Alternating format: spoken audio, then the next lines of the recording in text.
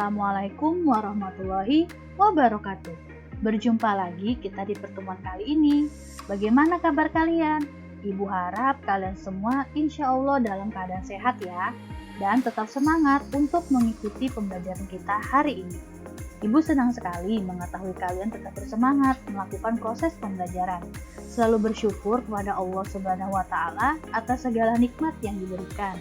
Jagalah kesehatan, mengingat pandemi COVID-19 saat ini masih mewabah. Lakukanlah perlindungan diri dengan cara memakai masker kemanapun aktivitas kalian, rajin mencuci tangan memakai sabun, berjaga jarak minimal 1,5 meter, dan selalu menggunakan hand sanitizer saat kalian menyentuh barang apapun. Sebelum kita memulai pembelajaran hari ini, alangkah baiknya kita awali dengan membaca doa terlebih dahulu agar pembelajaran kita berjalan dengan lancar ke depannya dan akan menjadi sesuatu yang bermanfaat. Berdoa menurut agama dan keyakinan kita masing-masing. Berdoa dimulai. Berdoa selesai. Baik anak-anak, sebelum ibu memulai, ibu hendak bertanya ke kalian ini. Masih ingat pelajaran kita minggu lalu tentang teks persuasif? Baik, kita review bersama-sama ya. Minggu lalu kita sudah mempelajari apa itu pengertian dari teks persuasif, tujuan teks persuasif, ciri-ciri teks persuasif, dan struktur teks persuasif. Seperti yang kalian ketahui, teks persuasif itu adalah teks yang berisi ajakan, himbauan, maupun saran agar orang lain mengikuti, menyetujui, ataupun melaksanakan apa yang disampaikan oleh penulis. Baik anak-anak ibu, pertemuan kita kali ini yaitu kita akan membahas tentang yang pertama adalah bentuk-bentuk dari teks persuasif. Yang kedua adalah jenis-jenis teks persuasif. Dan yang ketiga, kaidah pembahasan dalam teks persuasif. Dan yang keempat adalah langkah-langkah menyusun teks persuasif. Nah, sekarang kita bahas satu persatu ya. Yang pertama, kita akan membahas tentang bentuk-bentuk dari teks persuasif. Secara umum, terdapat beberapa bentuk teks atau paragraf persuasif yang sering digunakan antara lain. Yang pertama adalah bentuk tulisan, contohnya iklan, selebaran, dan brosur. Yang kedua adalah bentuk pidato, contohnya propaganda, kampanye lisan, serta penjual jamu di tempat-tempat terbuka. Yang ketiga adalah bentuk elektronik, contohnya iklan TV, bioskop, serta internet. Kemudian yang akan kita bahas berikutnya adalah jenis-jenis teks persuasif. Kira-kira ada apa saja ya? Mari kita bahas satu persatu. Jenis-jenis teks persuasif yang pertama adalah pendidikan, yang kedua adalah advertensi, yang ketiga adalah politik, yang keempat adalah propaganda, yang kelima adalah kesehatan, dan yang keenam adalah lingkungan. Baik, jenis-jenis teks persuasi yang pertama yaitu pendidikan.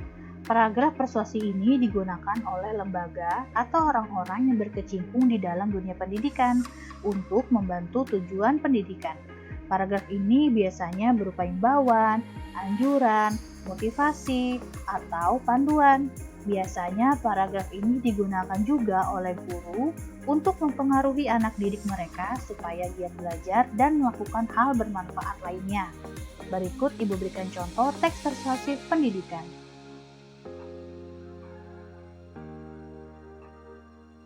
Selanjutnya adalah jenis-jenis teks persuasif advertensi.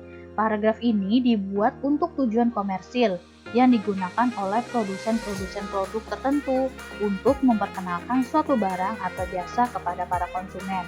Persuasi advertensi bertujuan untuk memasarkan barang atau jasa sehingga konsumen mau membeli barang atau menggunakan jasa yang ditawarkan. Paragraf ini sering disebut juga dengan iklan. Iklan yang baik biasanya bisa merangsang atau mempengaruhi konsumennya untuk membeli barang atau menggunakan jasa yang ditawarkan dan sebaliknya. Teks persuasif yang ini harus bisa mempengaruhi pembaca untuk mau membeli dan menggunakan jasa yang sudah diiklankan. Berikut ibu berikan contoh dari teks persuasif advertensi.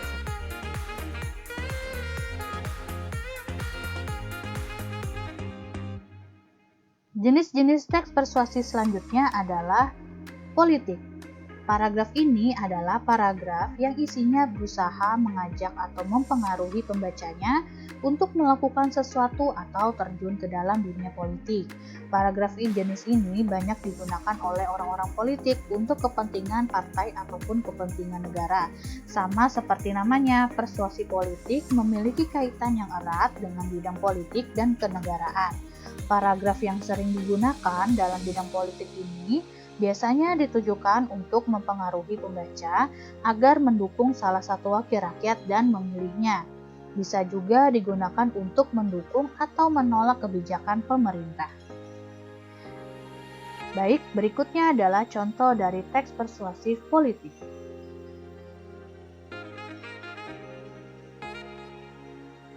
Selanjutnya adalah jenis-jenis dari teks persuasi propaganda.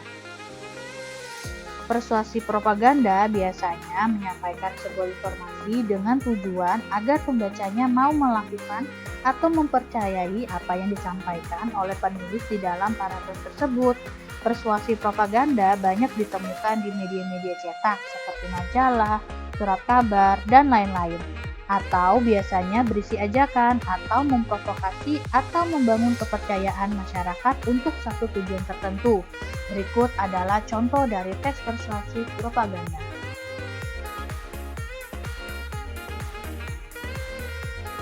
Selanjutnya adalah jenis-jenis teks persuasif kesehatan.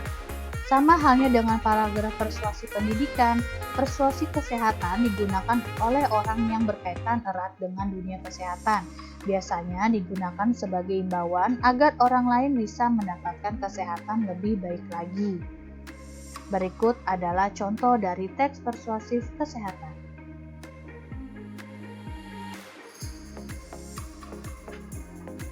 Selanjutnya adalah jenis-jenis teks persuasi lingkungan. Paragraf persuasi lingkungan digunakan oleh orang yang berkaitan dengan menjaga lingkungan, biasanya sebagai imbauan dan ajakan agar orang lain bisa lebih peduli terhadap lingkungan alam sekitar, agar tetap terjaga dengan baik.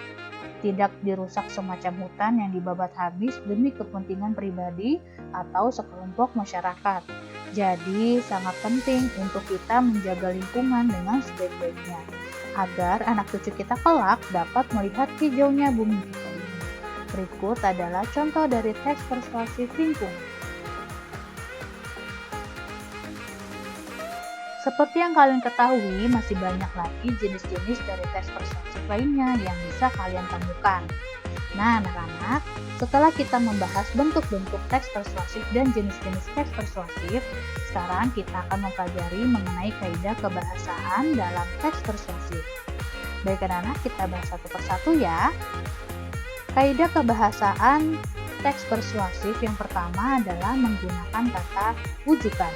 Kaidah kebahasaan dalam teks persuasif ini ditandai dengan pemakaian kata-kata seperti penting, harus, sepantasnya, dan lain-lain. Kemudian yang kedua, menggunakan kata kerja imperatif, ditandai dengan pemakaian kata-kata seperti jadikanlah, hendaknya, waspadalah, dan lain-lain. Seperti itu ya. Dan yang ketiga, menggunakan kata kerja teknis atau peristilahan yang berkenaan dengan topik yang akan kita bahas. Misalnya membahas tentang bahaya rokok, maka kata-kata teknis atau peristilahannya akan berkenaan dengan rokok. Misalkan nikotin, perokok aktif, perokok pasif, dampak negatif, dampak positif, dan lain sebagainya.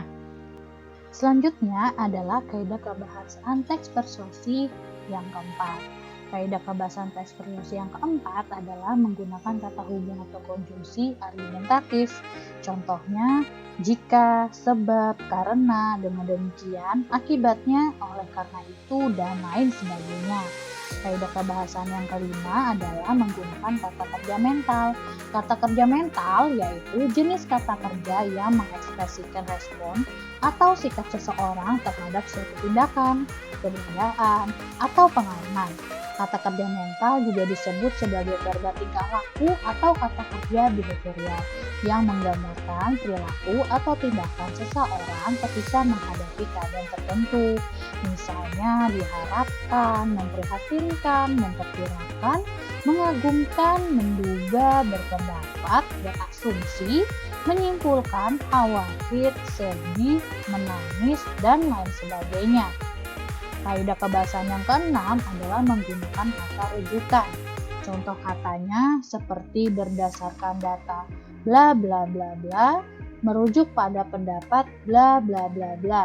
Bla bla bla di sini bisa kalian pahami dengan hal-hal lainnya. Bisa kalian isi dengan tokoh A, tokoh B, penelitian A, penelitian B. Pokoknya rujukan-rujukan yang kalian gunakan bisa dari buku, internet, jurnal, hasil penelitian, dan lain sebagainya. Pernyataan-pernyataan seperti itu digunakan untuk lebih meyakinkan dan memperkuat rujukan yang digunakan penulis sebelum ataupun sesudahnya. Baik, itu tadi pembahasan materi tentang jenis-jenis teks persuasi dan kaidah pembahasan teks persuasi. Selanjutnya kita akan membahas tentang langkah-langkah menulis teks persuasi. Sebelum kita membahas tentang langkah-langkah teks persuasi, alangkah lebih baiknya kita harus tahu terlebih dahulu syarat-syarat dalam menyusun atau menulis paragraf teks persuasi. Syarat-syarat dalam menyusun teks persuasi ada 3 syarat. Syarat yang pertama adalah kredibilitas. Kredibilitas artinya penulis harus memahami persoalan yang ditulisnya dengan baik. Hal ini akan terlihat dari diksi, struktur kalimat, dan gaya bahasa yang digunakan oleh penulis. Selain itu, penulis harus jujur kepada pembaca sehingga kepercayaan akan muncul pada diri pembacanya. Kemudian yang kedua adalah kemampuan mengidentifikasi emosi. Maksudnya adalah penulis harus jeli untuk dapat mengobarkan emosi dan sentimen pembaca. Dan yang terakhir adalah bukti-bukti. Maksudnya adalah penulis memiliki kemampuan memberikan bukti-bukti mengenai suatu kebenaran. Baik, selanjutnya kita akan membahas tentang langkah-langkah menyusun teks persuasi.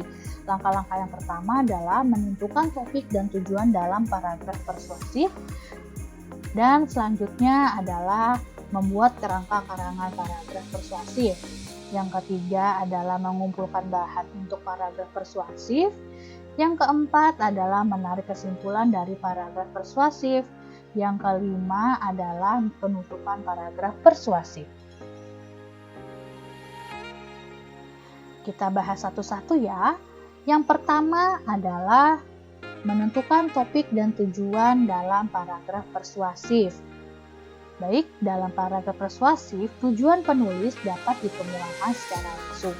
Misalnya, topik yang dibuat oleh penulis adalah menghindari pengaruh buruk narkotika dan obat-obatan terlarang lainnya.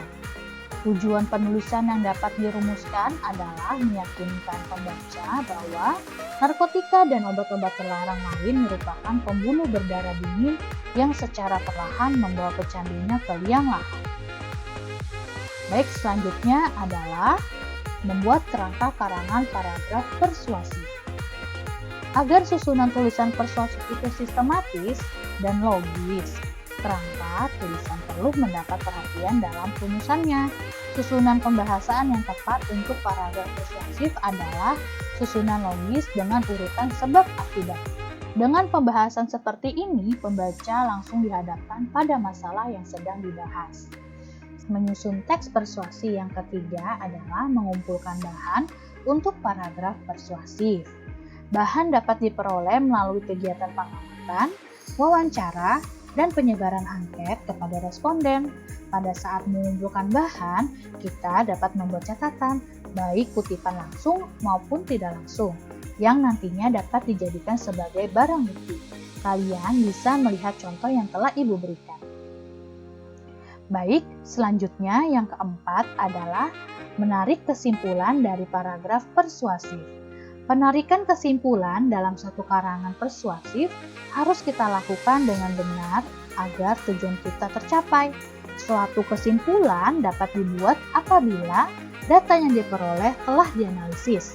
Penarikan kesimpulan dapat dilakukan dengan cara induktif ataupun deduktif. Contohnya telah Ibu berikan ya, bisa kalian baca sendiri. Dan langkah menyusun teks persuasif yang terakhir adalah penutup paragraf persuasif. Pada bagian ini, penulis akan memberitahukan inti dan maksud dari penjabaran fakta-fakta yang ada dalam paragraf tersebut. dalam 1-2 kalimat berupa ajakan atau himbauan yang biasanya terletak pada akhir kalimat atau biasa disebut dengan induktif.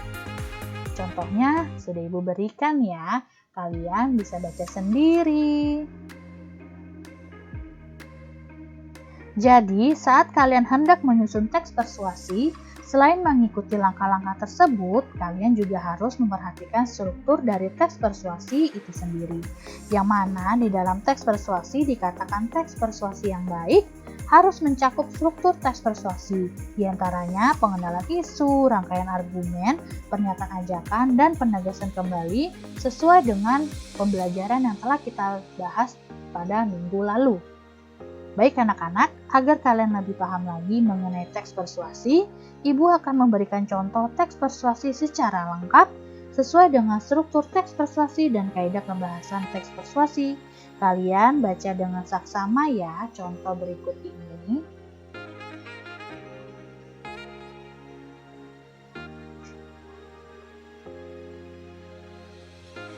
Judul dari teks persuasi berikut adalah buanglah sampah pada tempatnya. Yang pertama adalah pengenalan isu.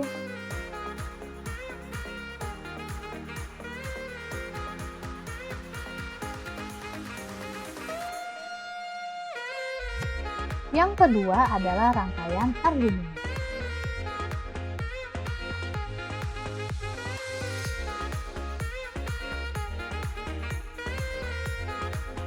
Kemudian berikutnya adalah pernyataan ajakan.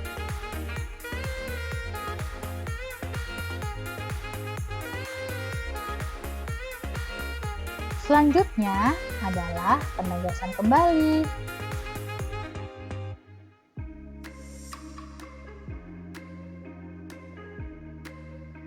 Bagaimana anak-anak? Sudah paham ya tentang teks persuasif? Baik. Kita sudah mempelajari dan membahas dimulai dari pengertian teks persuasif, tujuan teks persuasif, ciri-ciri teks persuasif, struktur teks persuasif, sampai kepada materi pembahasan kita hari ini, yaitu bentuk-bentuk teks persuasif, jenis-jenis teks persuasif, kaidah kebahasan pada teks persuasif, dan langkah-langkah menulis teks persuasif. Jika kalian masih belum memahami materi kali ini, kalian bisa mengulangi video pembelajaran ini sekali lagi. Nah, agar Ibu tahu pemahaman kalian, setelah mempelajari materi di video pembelajaran ini, kalian bisa langsung membuka Google Classroom Bahasa Indonesia ya, untuk mengerjakan tugas yang telah Ibu berikan. Dan kalian harus mengumpulkan tugas tersebut tepat waktu. Janganlah suka menunda-nunda dalam penyelesaian tugas jika diri kalian tidak mau terbebani di akhirnya. Jika ada yang ingin ditanyakan terkait materi kita hari ini, kalian bisa langsung bertanya melalui WhatsApp chat ke Ibu ya. Sampai di sini pertemuan kita kali ini. Tetap semangat dalam belajar. Jangan lupa selalu berdoa agar kita semua dapat berjumpa kembali di sekolah kita tercinta. Tetap jaga kesehatan dan selalu mematuhi protokol kesehatan. Assalamualaikum warahmatullahi wabarakatuh.